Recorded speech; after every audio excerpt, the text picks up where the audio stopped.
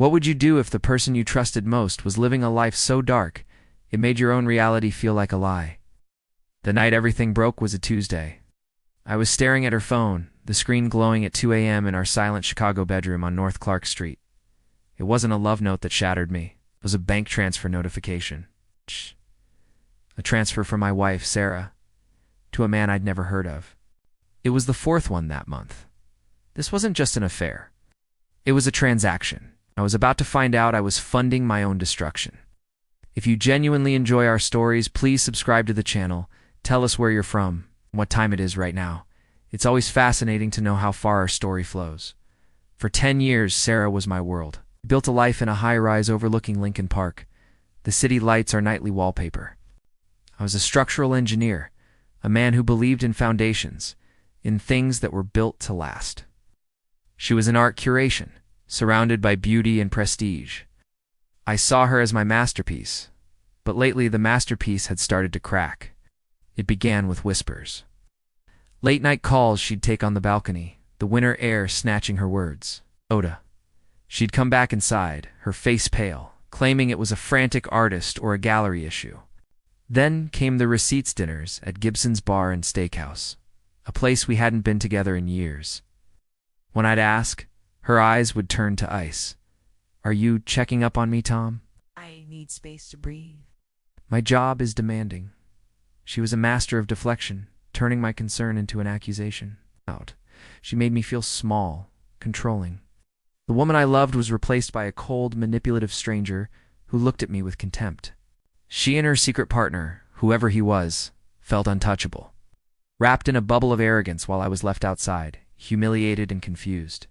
The breaking point came on a rainy Thursday. I'd come home early, hoping to surprise her, to try and reconnect. I found her in the living room on the phone, her back to me. Her voice was different, not the cold, dismissive tone she used with me, but a desperate, pleading one. "Please, Marcus," she whispered.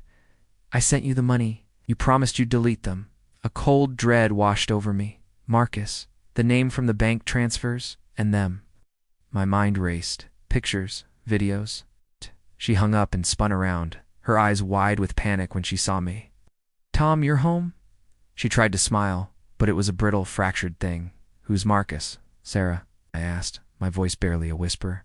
The color drained from her face. The lie came instantly, reflexively.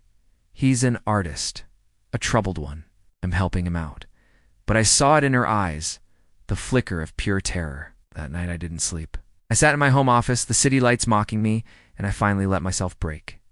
The loyalty, the love, the future I'd built, it all crumbled into dust. The man who believed in solid foundations was standing on quicksand. But as the sun rose over Lake Michigan, something inside me shifted. The grief hardened into something cold and sharp. Resolve? I wasn't going to be a victim. I was going to be a strategist. My work was about precision, details, and understanding stress points until a structure fails. I would apply the same principles to her life.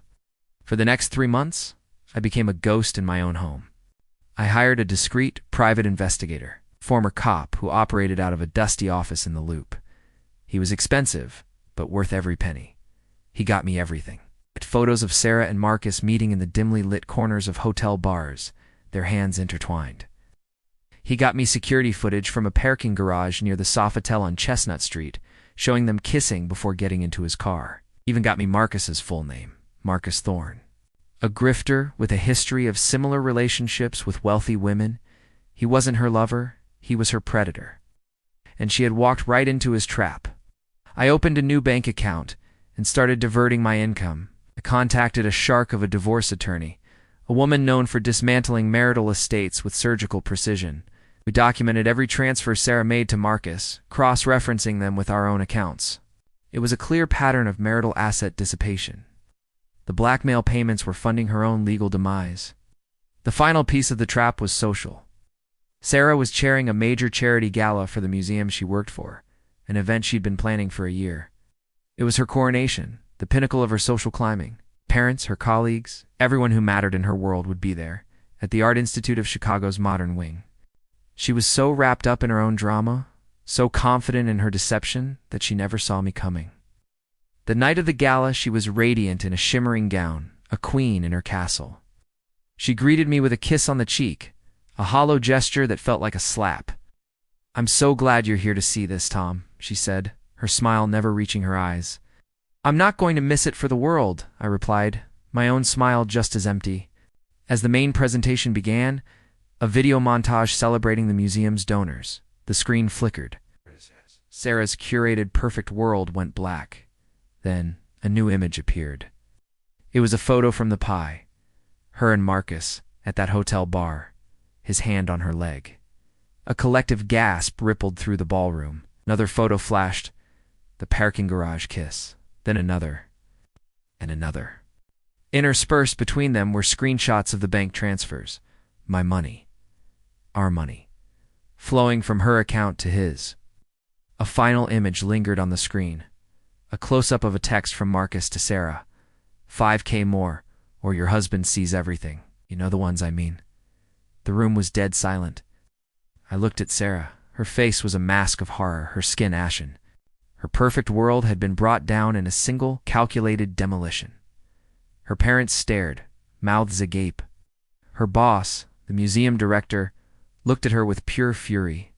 She was ruined. I didn't stay to watch the fallout, simply stood up, adjusted my suit, and walked out of the ballroom, leaving her alone in the wreckage. The divorce was swift and brutal. The evidence was irrefutable. The judge awarded me the entirety of our remaining assets, citing her flagrant dissipation of the marital estate. She lost her job, her friends, her reputation. She was a social pariah. I heard she moved back in with her parents, a ghost of the woman she once was.